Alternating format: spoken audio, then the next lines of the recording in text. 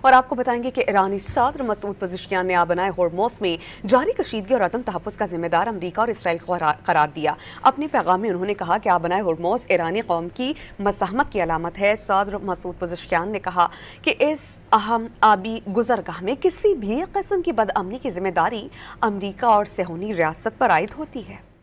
اور آپ کو بتائیں گے کہ ایرانی صدر مسعود پزشکیان نے آبنائے ہورموز میں جاری کشیدگی اور عدم تحفظ کا ذمہ دار امریکہ اور اسرائیل کو قرار دیا۔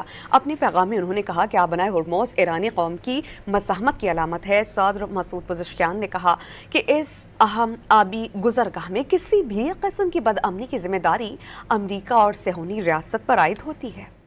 اور آپ کو بتائیں گے کہ ایرانی صدر مسعود پزشکیان نے آبنائے ہورموز میں جاری کشیدگی اور عدم تحفظ کا ذمہ دار امریکہ اور اسرائیل کو قرار دیا۔ اپنے پیغام میں انہوں نے کہا کہ آبنائے ہورموز ایرانی قوم کی مزاحمت کی علامت ہے۔ صدر مسعود پزشکیان نے کہا کہ اس اہم آبی گزرگاہ میں کسی بھی قسم کی بدامنی کی ذمہ داری امریکہ اور صہیونی ریاست پر عائد ہوتی ہے۔